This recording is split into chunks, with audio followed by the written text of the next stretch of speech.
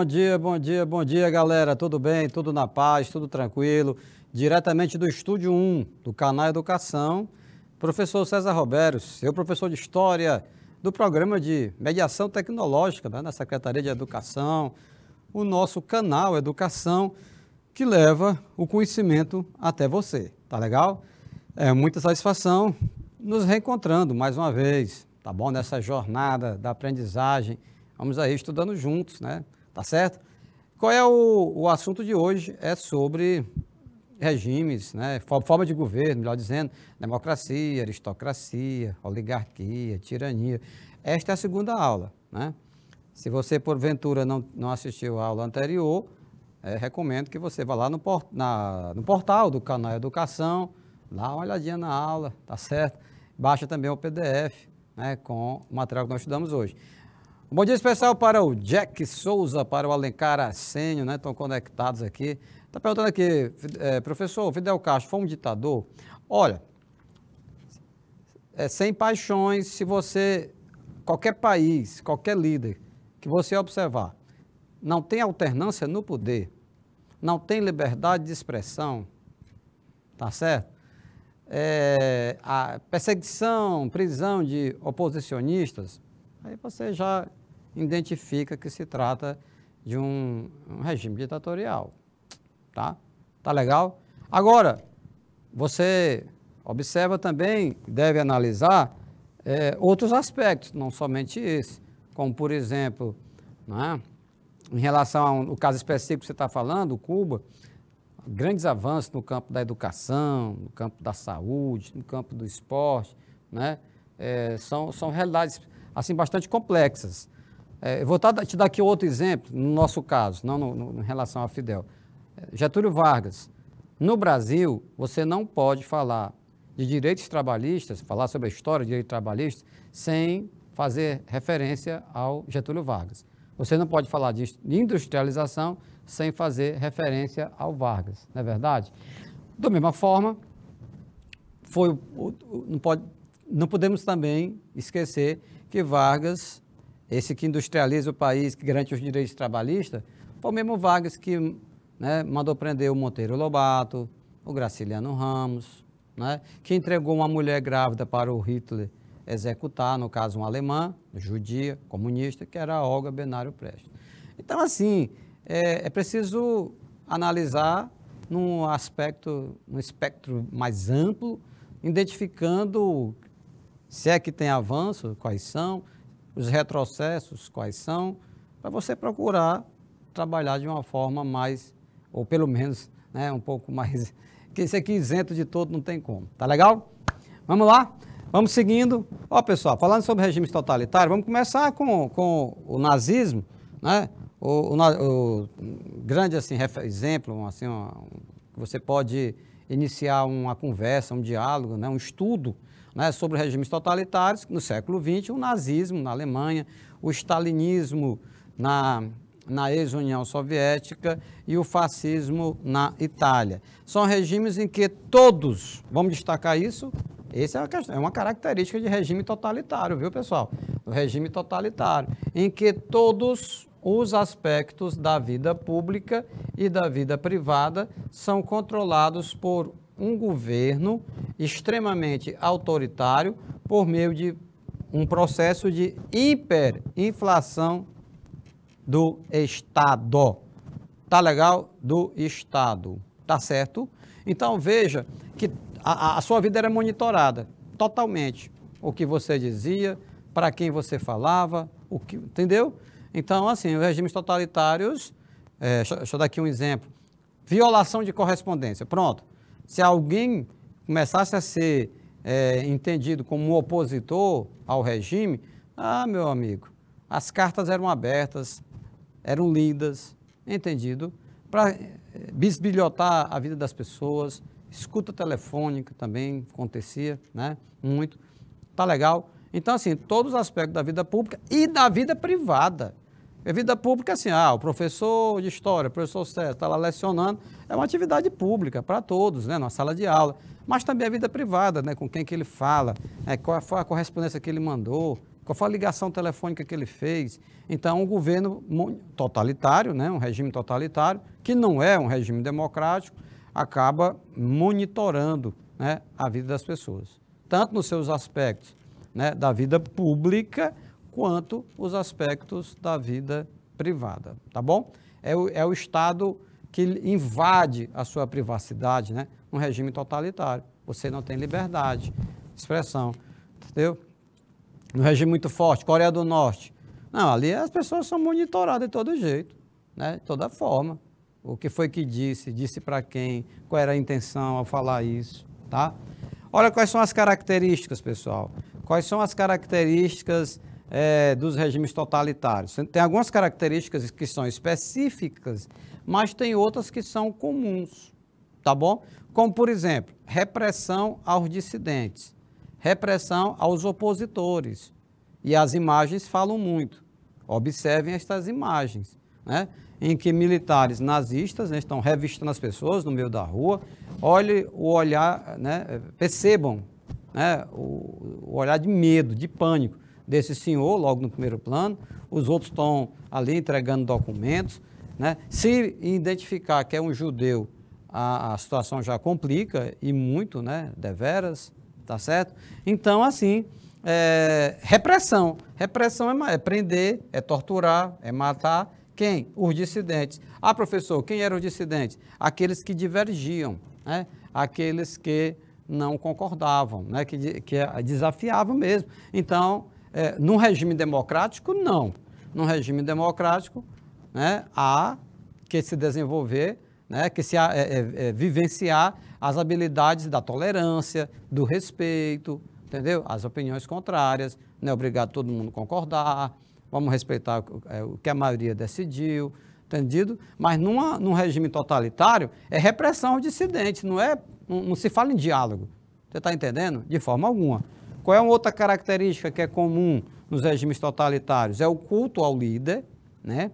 Isso aconteceu no Brasil com Vargas. Eu nem comentei na aula anterior, deixa eu comentar agora. Olha, você está vendo na sua tela, né? O Hitler na Alemanha e o Stalin na União Soviética. Mas nesse exato momento, né, que essas criaturas estavam no poder, nos seus respectivos países, que era por volta da década de 30 do século XX, nós tivemos, por exemplo, em Portugal, o Salazar, que era um ditador, né, que tinha também o culto ao líder. Nós tínhamos, e outros aspectos, a truculência, a prisão de dissidentes, né? Na Espanha, o general Franco, da mesma forma, um ditador totalitário. E no Brasil, Vargas. O Getúlio Vargas chegou ao poder em 30, galera, só vai sair em 45, porque foi deposto. Tá entendendo? Então você tem cinco ditadores, né? De forma semelhante. O Vargas no Brasil, o Salazar em Portugal, o Franco na Espanha, né? O Franco na Espanha, o Hitler na Alemanha. Ah, ainda tem o Mussolini na Itália e o Stalin na União Soviética. Então são 6, né, cara? Meu Deus do céu, olha que loucura, olha que situação tensa, né? 6-0 para a ditadura, para o regime totalitário, democracia 0, né? Desses 6 exemplos que nós citamos. Tá bom? Então você tem aí o culto ao líder. E observe, viu? Viu Alencar, Arsênio, Jack Souza? Observe que isso tudo não é só do regime de extrema-direita, não. Né? No caso do nazismo e do fascismo. Extrema-esquerda também. É o caso do socialismo, tá bom? No caso do Stalin. Aqui o Jack. Professor, o que significa aquela charge humorada que mostra tipo um casamento de Hitler com Stalin? Qual o significado dela? Ah, sim! Aquela charge, Jack, muito vista, né, nos livros didáticos, em que o Hitler está como noivo e o Stalin como a noiva, né? Foi um acordo que fizeram, um pacto de não agressão. Isso às vésperas da Segunda Guerra, o Hitler se comprometendo em não invadir a União Soviética e o Stalin se comprometendo em não invadir a Alemanha. Só que o Hitler descumpriu o acordo e o Hitler vai invadir, né, a União Soviética. Então a charge é nesse sentido, tá bom? Bom, meus queridos, então culto ao líder, o nosso chefe é o que sabe de tudo. Aqui no Brasil, o Getúlio era o pai dos pobres, né? Na Alemanha, o Hitler era Führer, né? O grande líder. Tem aquela frase em alemão que sintetiza os princípios do nazismo, Ein Führer, ein Reich, ein Volk, né? Ou seja, um líder, um povo, um reino. Tá legal? Então, isso era algo muito perigoso, porque era um ser humano, né? Ok, Jack, era um ser humano, né? Então, ele também podia errar, por que não? E como erraram, né, esses aí?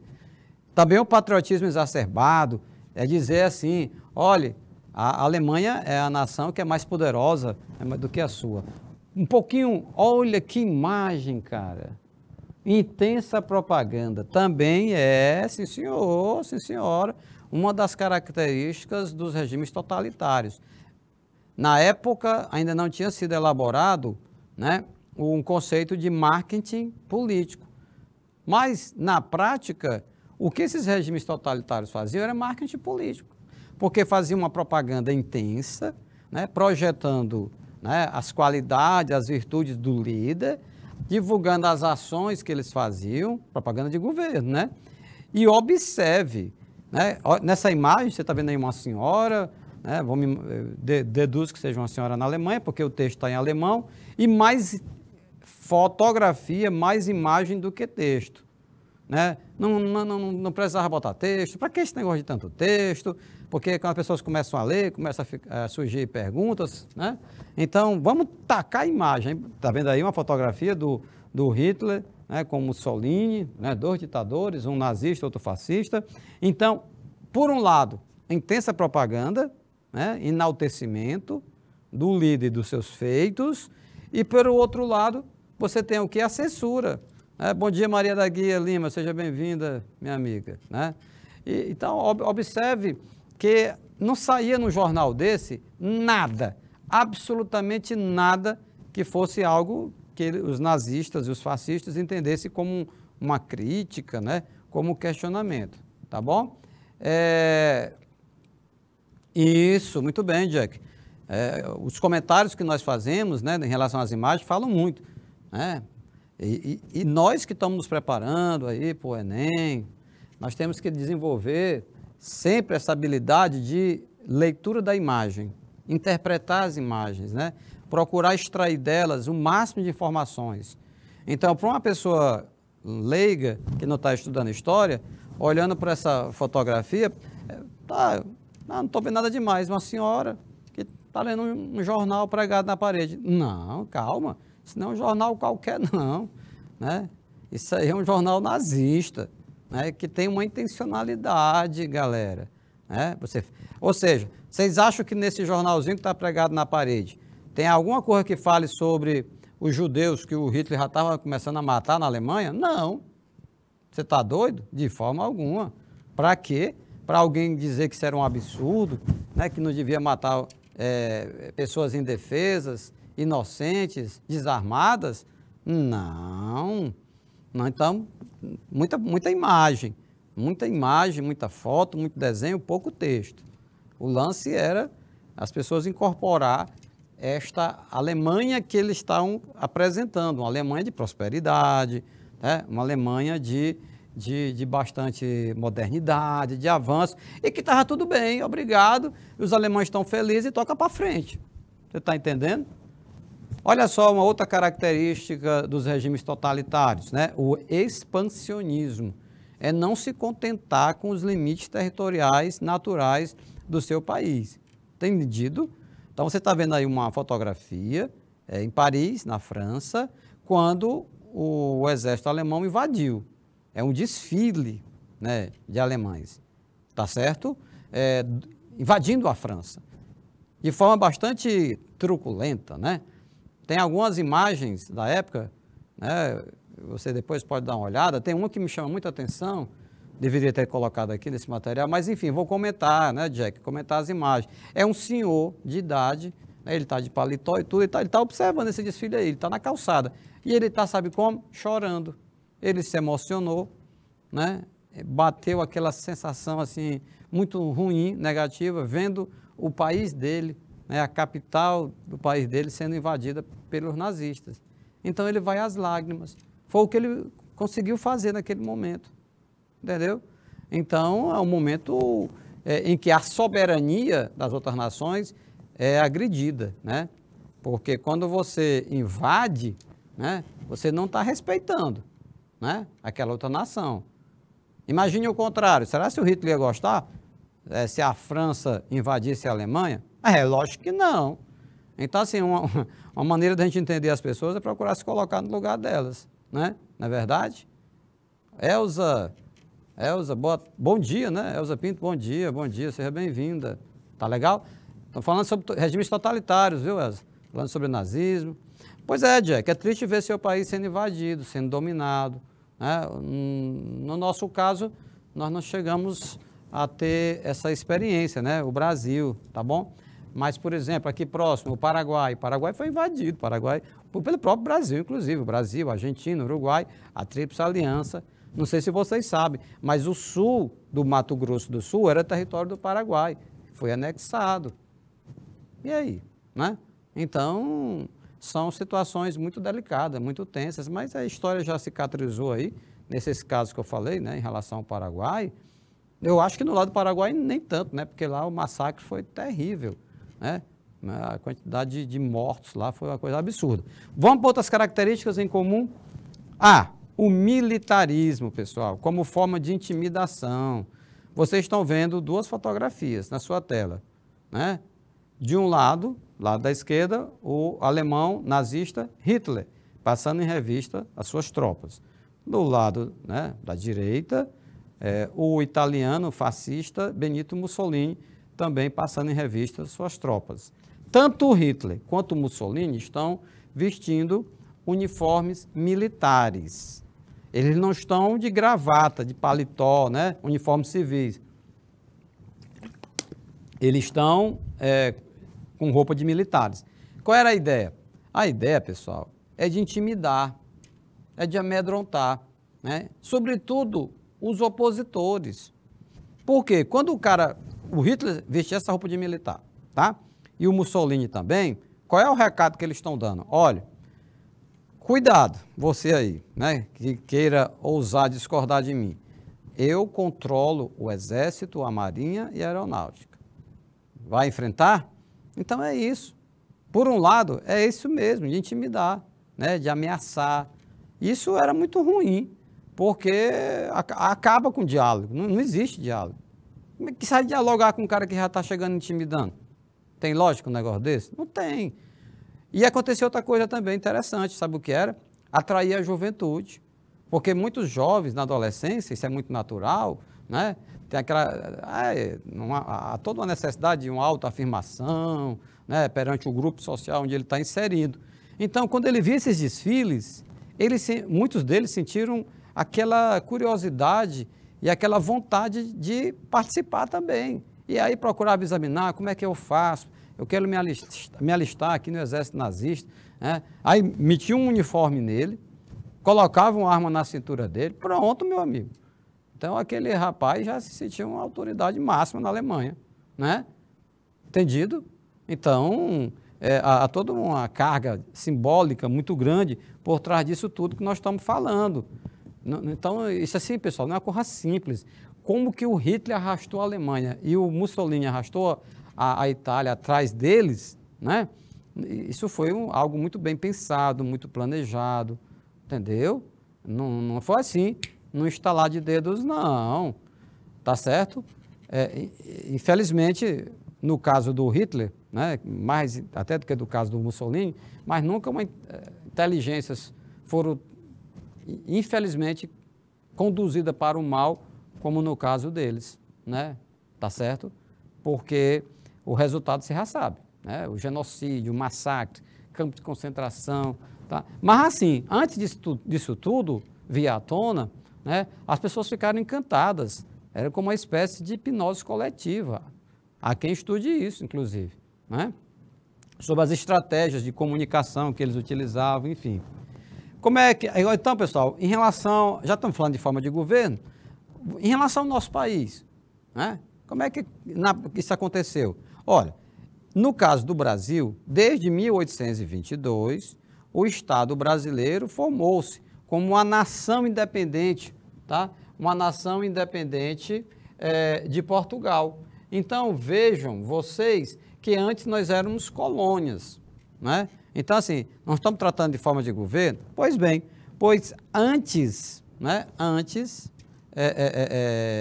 de surgir o Brasil enquanto nação, né, nós temos o Brasil como colônia.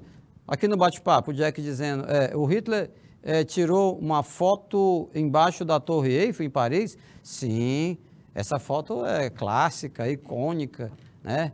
Ele tira aquela foto como dizendo, tipo assim, olha, conquistei, Paris é minha agora, né?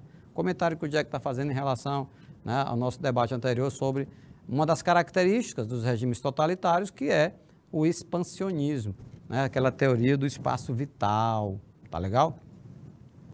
E aí, Jack e os demais, ainda bem, né, que nos bombardeios deles, nos massacres que foram feitos, esses monumentos foram preservados, né? A Torre Eiffel, ela foi inaugurada em 1889 para celebrar, sabe o quê? O centenário da Revolução Francesa. Sabia disso? Quando estava com 100 anos que tinha acontecido a Revolução Francesa, né? Os franceses trataram de construir aquele monumento, a Torre Eiffel, tá? É para marcar o centenário da Revolução Francesa. Os franceses inaugurando a Torre Eiffel lá na Europa, né, em Paris, e o Marechal Deodoro proclamando a República aqui, tá? Que foi também em 1889, tá legal? Ok? Então vamos lá. A partir da independência, Dom Pedro se torna o primeiro imperador do Brasil, né? Nesse período, o Brasil era uma monarquia, né? E a partir de 1804 passou a contar com uma Constituição e com o parlamento, tornando-se, portanto, uma monarquia parlamentar. Agora, pessoal, inclusive os noticiários, né, divulgando e tudo, uns celebrando e outros questionando, né? Essa aula está acontecendo no dia 25 de agosto de 2022. Vai ficar gravada, daqui a algum tempo você vai ficar assistindo ela pelo YouTube. Mas nesse exato momento que eu estou falando, por ocasião do bicentenário, né, da proclamação da independência, que foi 1822, né, você está vendo aí, nós estamos em 2022, quando a aula está sendo ministrada. Nesse exato momento, o entendimento entre o Brasil e Portugal, o coração do imperador Dom Pedro I saiu de Portugal e está no Brasil, tá?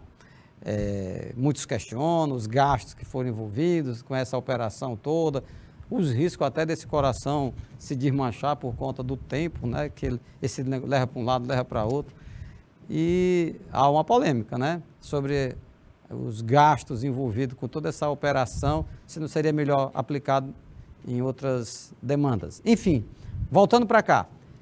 Brasil, monarquia parlamentar, mas este nosso amigo Dom Pedro I, foi ele que impôs uma Constituição na marra, Constituição outorgada, ele que dissolveu a Assembleia Nacional Constituinte, porque estavam elaborando uma Constituição que limitava os poderes dele.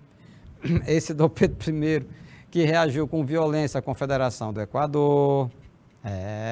Esse Dom Pedro I que endividou o Brasil para se envolver, né, nas guerras em Portugal, na luta pelo trono. Depois que Dom João VI morreu, ele gastou uma grana violenta para que nós pagássemos, né, nós brasileiros, porque ele contraiu o empréstimo, não foi no nome dele, né, foi no nome do Brasil, para financiar, né, os exércitos de Maria da Glória, que era filha dele, Dom Pedro. Chegou até a assumir o trono, lutando contra Dom Miguel, que era o irmão dele. É esse Dom Pedro I que ainda hoje paira dúvidas em relação à morte de um jornalista, Líbero Badaró, que fazia oposição ao nosso amigo Dom Pedro I. E é ele que está aí o coração, né, sendo transportado de um lado para outro, de Portugal para o Brasil. É a monarquia parlamentar, mas um parlamento que não tem poder. Porque uma coisa é você falar monarquia parlamentar na Inglaterra, né, parlamentarismo. Outra coisa é monarquia parlamentar no Brasil. Inclusive tinha um tal do poder moderador, que o nosso amigo Pedrinho, além de exercer o poder executivo, também exercia o poder moderador.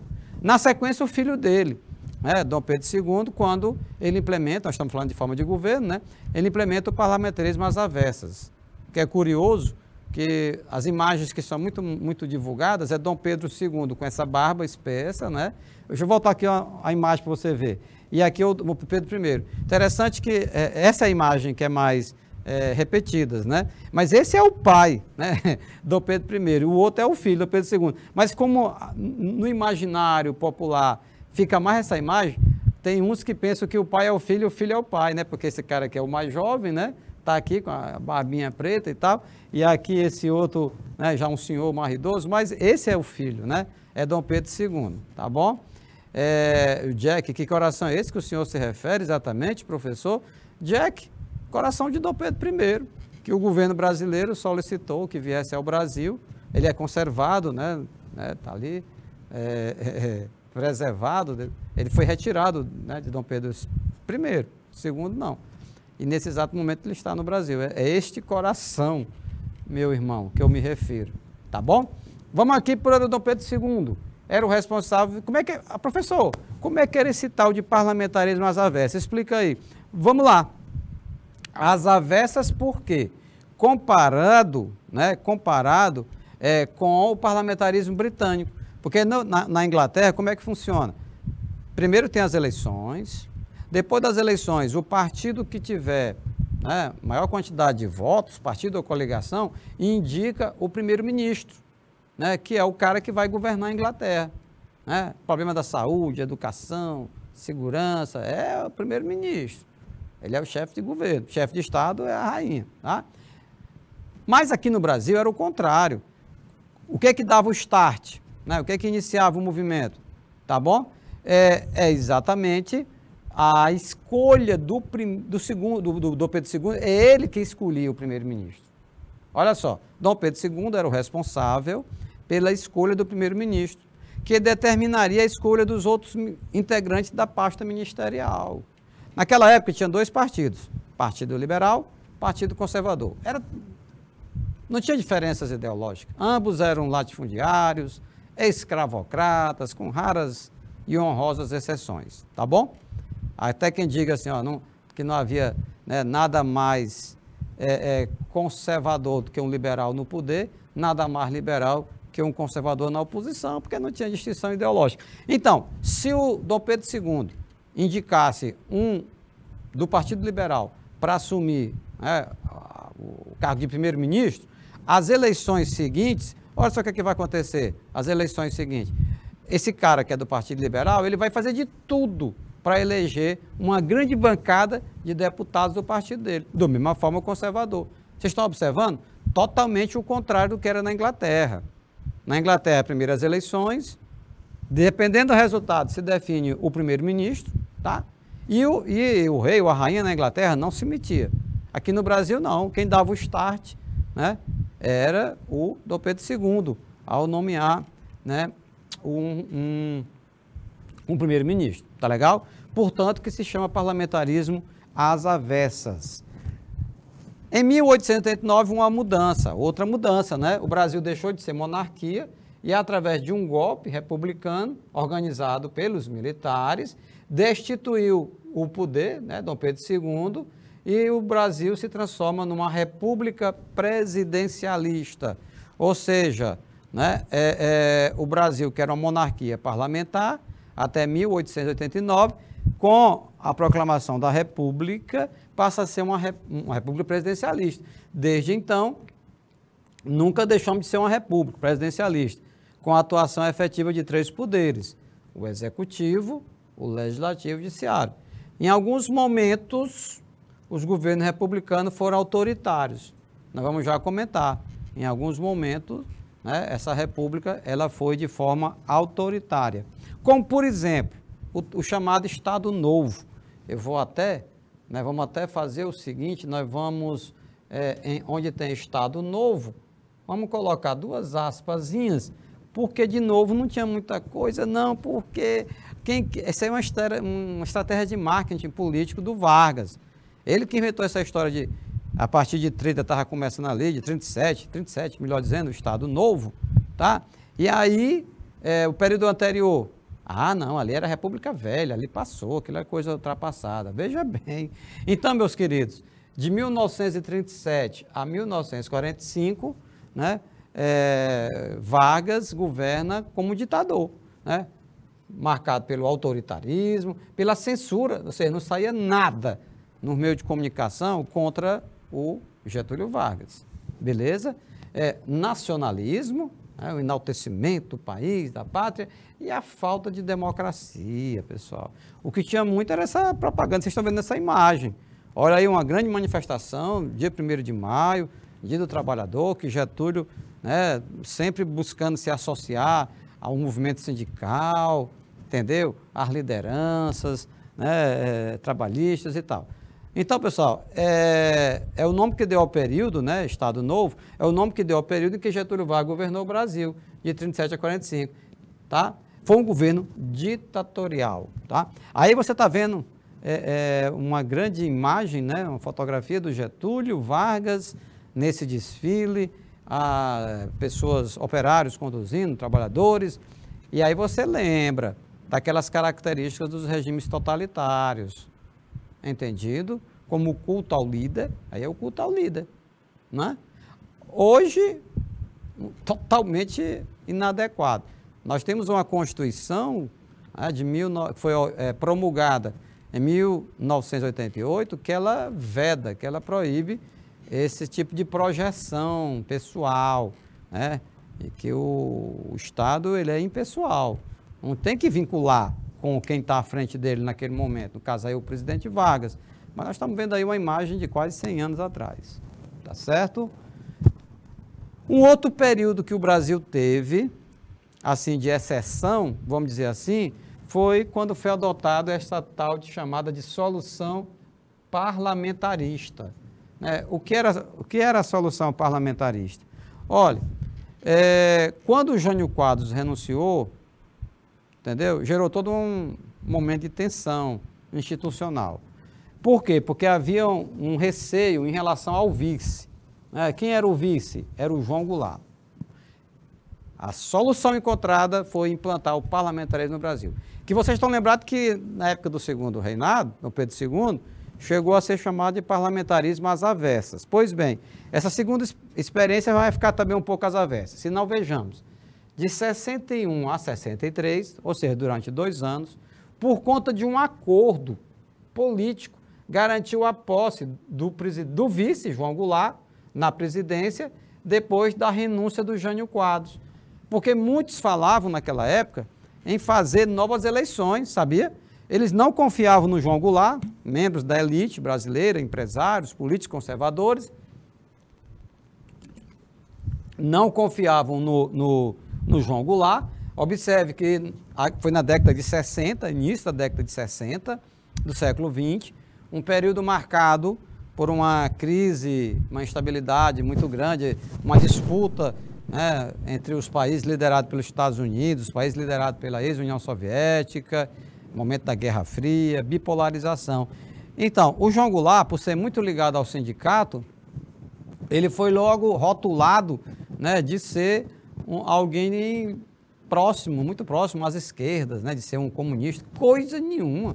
O João Goulart era um fazendeiro, criador de gado lá no Rio Grande do Sul, em São Borja, né, então não tinha essa militância, né, essa convicção socialista. O que ele tinha era um diálogo, um entendimento com o movimento sindical, ainda mais que ele era um dos, vamos chamar assim, discípulos de Vargas, é populista, né? Assim como o Juscelino Kubitschek, o Jânio Quadros, o próprio João Goulart. Ele era ligado ao chamado trabalhismo, né? Ele tinha um diálogo muito grande com o movimento sindical, também ligado ao próprio Vargas, inclusive da mesma cidade, São Borja, sabia? Era visto pelos setores conservadores como um político esquerdista. Ah, meu amigo, naquela época, se alguém fosse rotulado de esquerdista, já começava a sofrer as retaliações, né? Já começava a sofrer as pressões, tá bom? Então ele é visto como político esquerdista. Veja bem, eu vou colocar aqui, vamos grifar, visto, né, pelos conservadores como esquerdista, porque de fato não era. O certo é que as elites já queriam mesmo assumir o poder. Então, por esse acordo dessa tal solução parlamentarista, né, foram retirados do Goulart parte dos seus poderes constitucionais, e foram transferidos para quem? Para ele, para o primeiro-ministro. Entendi? Então, subtraíram alguns poderes do presidente, né? E passaram esses poderes para o primeiro-ministro. Ok? É a chamada solução parlamentarista. Uma gambiarra institucional, vamos dizer assim. Aqui nessa fotografia, e as imagens dizem muito, nós estamos repetindo isso com frequência, para que você fique ligado, fique atento. Aqui vocês estão vendo o senhor João Goulart, é esse aqui. Ele que era o vice-presidente eleito na chapa, né, com o Jânio Quadros. Quando o Jânio Quadros renunciou, a celeuma, a polêmica, assume, não assume, uns defendendo novas eleições, outros dizem assim, não, ele assume, mas com poderes limitados, outro, não, assim não vale a pena, tem que ser poderes absolutos. O certo é que ele assumiu com poderes limitados, mas vai ter que governar com esse cara bem aqui, um deles, foram 3, primeiro-ministro. Esse aqui é o Tancredo Neves. Tancredo Neves que foi, lá na frente, foi eleito presidente da República, pela via indireta, mas não assumiu, porque ele faleceu antes. Tancredo de Almeida Neves. O vice dele foi quem assumiu, né? O José Sarney, mas isso é outra história. Tá legal? Então, olha para essa imagem. Vocês acham que eles estão confortáveis, né? O presidente Goulart e o primeiro-ministro Tancredo Neves? Eles estão desconfortáveis, eles estão desconfiados, eles não estão nada felizes. Por quê? O presidente João Goulart, ele sabe que vai ter que governar com esse cara no pé dele, né? O Tancredo Neves, o primeiro-ministro, né? Vai ter que combinar com eles algumas coisas. Alguns poderes que ele tinha, o Goulart, passaram para o Tancredo, né? Então, o Goulart está muito desconfortável. Por sua vez, o Tancredo Neves, o primeiro-ministro, também não está nada confortável. Ele deve estar pensando, olha, eita, que confusão que eu entrei, porque o presidente é o Goulart. Eu sou um tal de primeiro-ministro, mas será que nós vamos nos entender ao longo dessa jornada, né, ao longo dessa trajetória? Então, foi uma relação muito tensa, né, entre a figura do presidente e do primeiro-ministro. Não, mas não foi só ele, não. Ah, e bem no meio, a imagem é mais interessante ainda, porque se tem essas inseguranças de lado a lado, né, do presidente João Goulart e o primeiro-ministro Tancredo Neves, mas do meio está um militar. Já tipo um prenúncio do que estava por vir, porque em 64 vai haver o golpe militar, golpe civil-militar. É bom destacar civil também, porque teve a participação de civis, lógico, obviamente. Olha aqui o Jack no bate-papo. Essa imagem mostra que os presidentes estavam bem tensos, bem confusos, estão bem... Exatamente. O presidente... Aqui só tem um presidente, né, Jack? Que é o João Goulart, o outro, o Tancredo, esse meio calvo, né? Na época, o primeiro-ministro, né? Primeiro-ministro. Uma situação desconfortável para o presidente Goulart, desconfortável para o primeiro-ministro Tancredo Neves, mas no meio está esse militar, esse marechal, esse general aí, só aguardando o momento oportuno para ele mandar o Tancredo para casa e mandar... O Goulart teve que sair, foi do país. O João Goulart foi para o exílio, né, para não ser preso, para não ser morto. Tá entendendo? Então, veja que essa é a tal solução parlamentarista. E nesse período, meus queridos, de 1961 a 1963, o Brasil só teve um presidente, que foi o João Goulart, mas teve 3 primeiros ministros.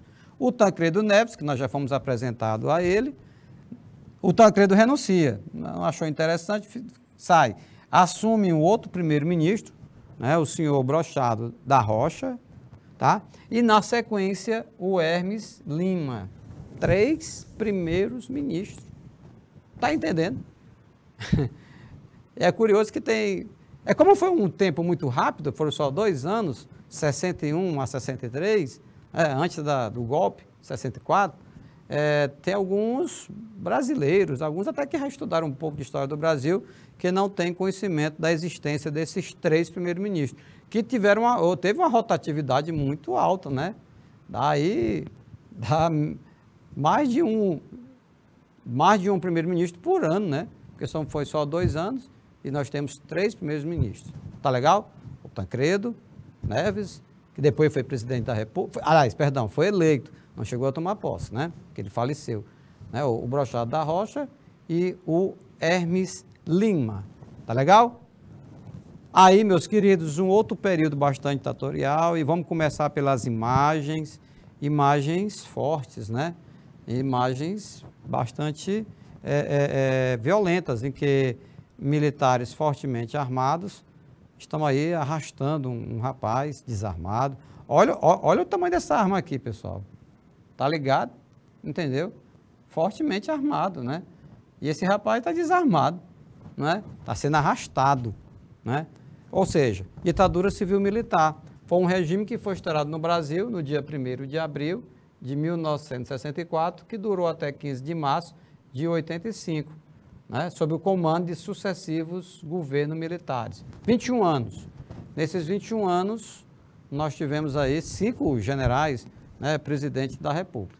Né? O general Castelo Branco, o general Costa e Silva, o general Emílio Garrastazu Médici, o general Geisel, Ernesto Geisel, né?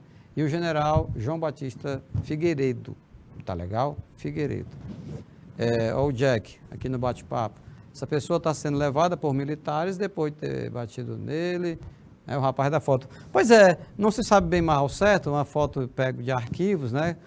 Mas retratam bem a truculência, né, e a covardia desses 21 anos, viu?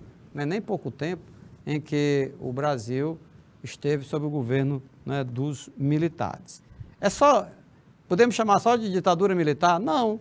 Por quê? Veja bem, houve apoio de parte da população, né, tanto para derrubar o governo, como principalmente setores mais conservadores, né, e de parte da classe média. Essa galera foi para a rua, né? Naquela época, pedir, né, que houvesse intervenção militar e tal, para afastar o João Goulart, que era ligado ao movimento comunista, tá certo? Mas veja bem, como diz um aluno meu, uma vez, disse o seguinte, que é bem mais fácil você, num regime democrático, ir até as ruas, exigir implantação de uma ditadura. Eu quero ver, numa ditadura, a criatura ir lá para a rua, né, com a faixa, um cartazinho, exigir a volta da democracia.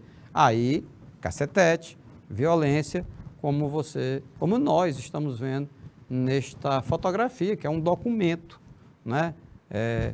Agora você imagina, cara, um pai de um rapaz desse, as mães, os irmãos, o sufoco, a aflição, saber que muitos eram torturados, eram mortos, né? Então, não há necessidade disso. Havia um abuso de poder, um abuso de autoridade, abuso de tudo. E ainda tem pessoas, né, infelizmente, vão para as ruas, ainda hoje, com faixas, cartazes. Deixa eu só fazer aqui para ser justo. Vocês sabiam que há algo em torno de 7 mil militares que disseram não, a isso que você está vendo bem aqui, nessa imagem, disseram não. Eu não vou prender esse cara, né, é um civil, está desarmado, eu não vou torturar ele, eu não vou matar ele. Algo em torno de 7 mil militares da Marinha, do Exército, da Aeronáutica, que disseram não, que não concordaram com essa arbitrariedade, foram presos, foram expulsos da corporação, alguns foram até torturados, né, vistos como maus militares, entre aspas, coisa nenhuma, né? É porque os livros didáticos muitas vezes só realçam, né, essas arbitrariedades que vocês estão vendo aí na sua tela, né, de alguns militares em relação aos civis, mas a bem da verdade, e para ser justo, é preciso registrar que há algo em torno de 7 mil, não se sabe bem ao certo, militares que disseram não à tortura, disseram não à repressão, e foram punidos. Sofreram muito, né? Porque ficaram sem fonte de renda, entendeu? Houve desequilíbrio nas famílias, mas o cara, por convicção, né, por entender isso, olha, nós do Exército não podemos manchar a corporação, né? Nós não podemos fazer isso, cara, entendeu? É algo exagerado, desnecessário, tá? A bem da verdade. Vamos para as questões? O que diz a primeira questão?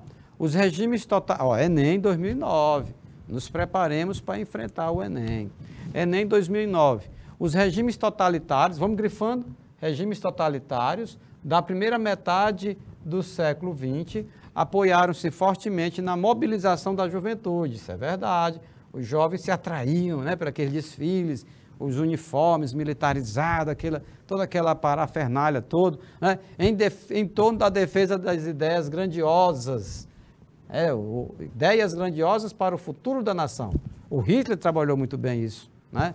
Alemanha potência, Alemanha desenvolvida, moderna. Nesses projetos, os jovens deveriam entender que só havia uma pessoa digna de ser amada e obedecida, que era quem? O líder.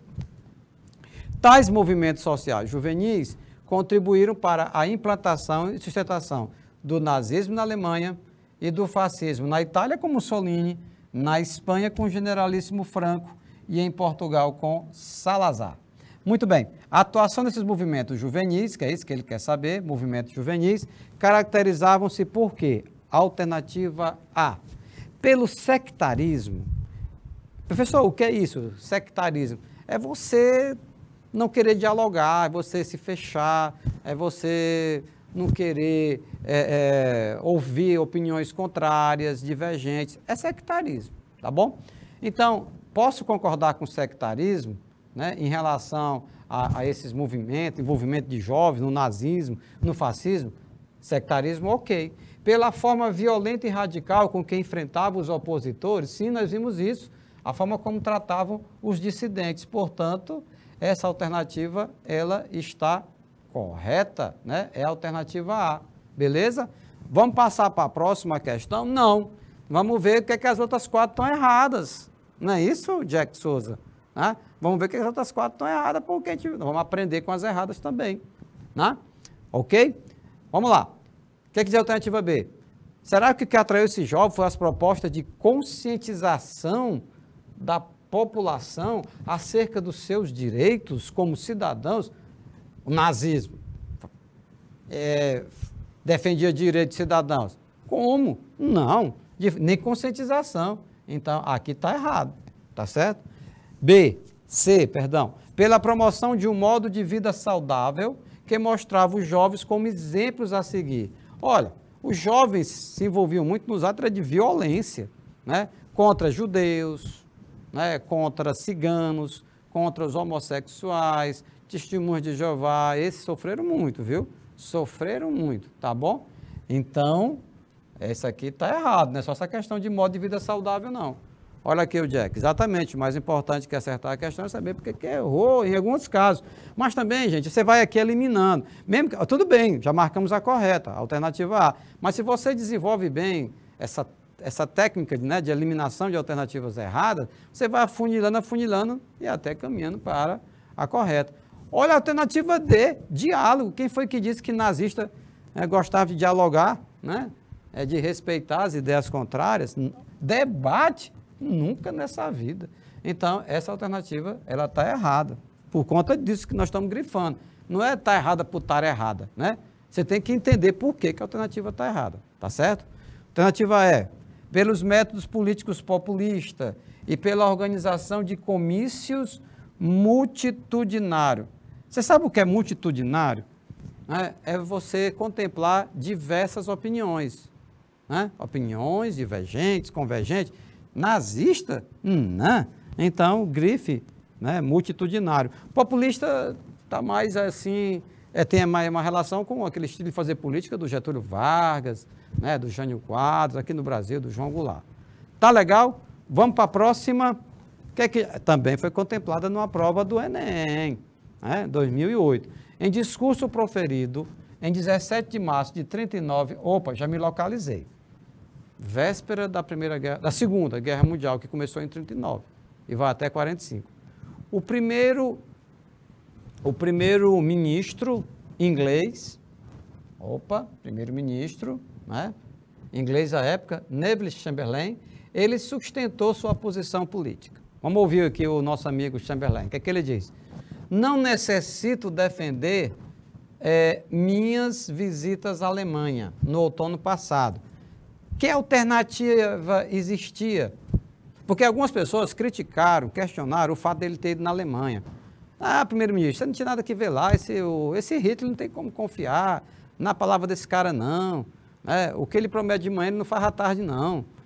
O senhor não devia ter ido, não. O que é que ele diz? Olha, eu não via outra alternativa, não sei lá. Nada do que pudéssemos ter feito, nada que a França pudesse ter feito, ou mesmo a Rússia, teria salvado a Tchecoslováquia da destruição. ele diz o seguinte, mesmo que ele não tivesse ido, né, o que a França, o que a Rússia, né, poderia ter feito para salvar a Tchecoslováquia da invasão e da destruição que o Hitler empreendeu. Aí ele continua, mas eu também tinha outro propósito, até aí em Munique, na Alemanha, era o de prosseguir com a política, por vezes chamada de apaziguamento europeu.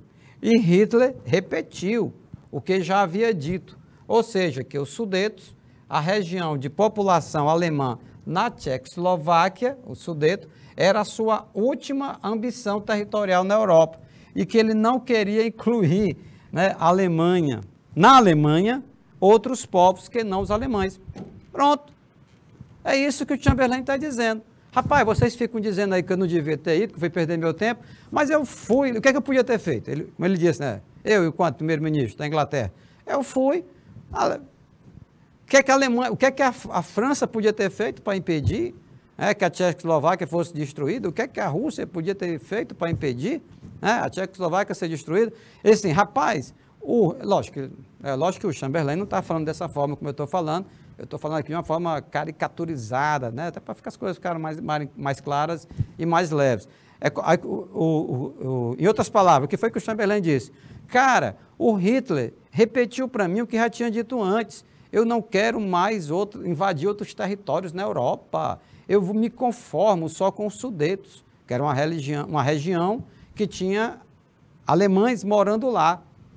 Esse era o argumento do Hitler. Ora, tem alemães lá, né, no Sudeto, por isso que nós vamos invadir. Tem alemães na Áustria, por isso que eu invadi. Ora, mas, já imaginou se o Brasil fosse invadir os Estados Unidos, porque tem brasileiro morando lá? E aí? Não, isso não é argumento, por favor.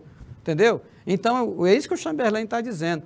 Cara, o Hitler repetiu para mim o que já tinha dito para outras pessoas, que ele não queria mais invadir outros territórios. No entanto, olha só, sabendo-se que o compromisso assumido por Hitler em 1938 foi rompido em 1939. Infere-se que, ou seja, podemos deduzir, concluir o quê? O que o Hitler disse em 1938, ele vai descumprir em 1939. Vai invadir a Polônia, entendeu?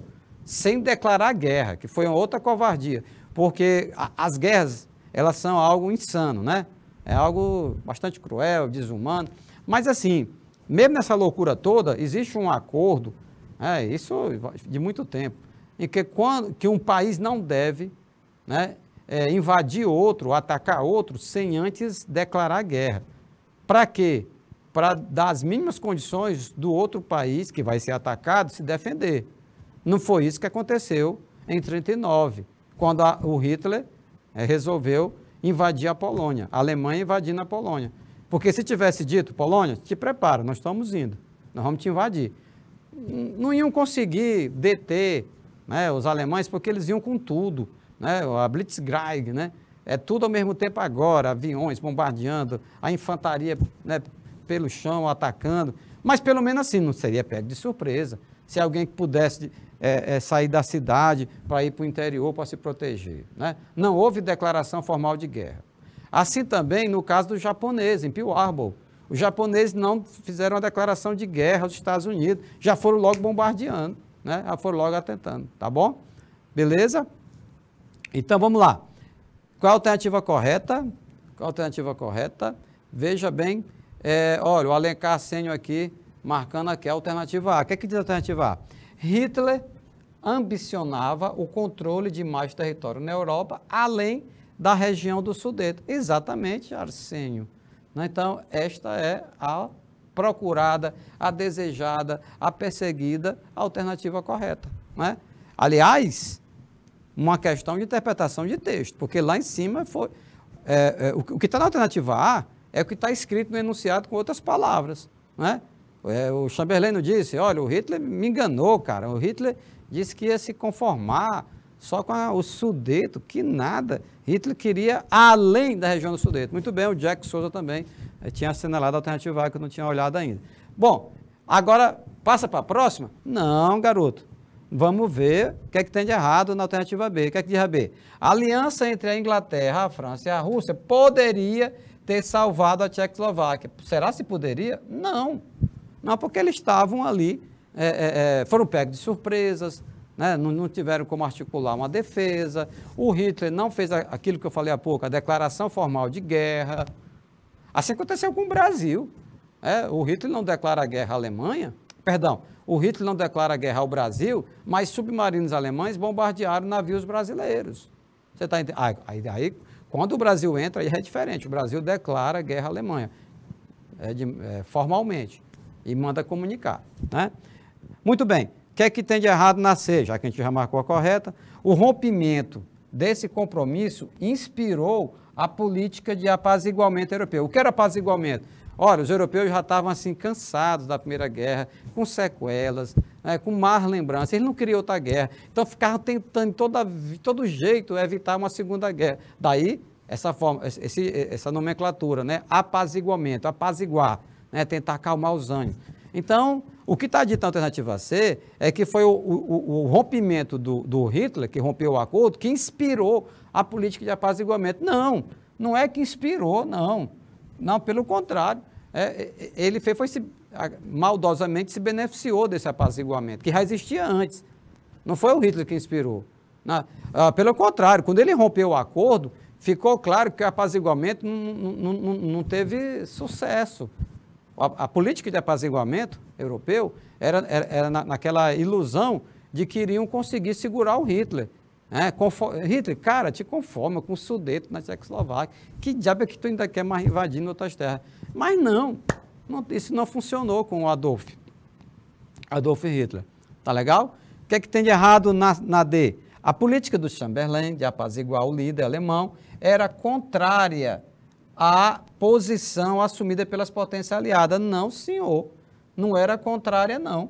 Não era contrária, não. Por quê? Não era contrário porque estava todo mundo nessa, de querer apaziguar, né? De não querer conflito, né? De tentar... É como quem dissesse, eu não acredito que vai começar outra guerra. Porque se nós estamos em 39, estava o quê? Com 11 anos que tinha... Estava recente, galera. Tinha terminado a Primeira Guerra Mundial, que foi de 14 a 18, tá bom? Então a humanidade, sobretudo os europeus, que ainda estavam com as feridas cicatrizando da Primeira Guerra, rezavam, desejavam, vibravam para que não houvesse uma segunda. Só que Hitler não está nem aí, até porque ele está muito magoado, o povo alemão, né, não tinha engolido ainda, né, o Tratado de Versalhes, tá bom? Olha só o Jack, o Hitler estava blefando quando disse que se contentava somente com o Sudete. Exatamente, blefando, né? Então, meus queridos, vamos na sequência. O que é que a alternativa é?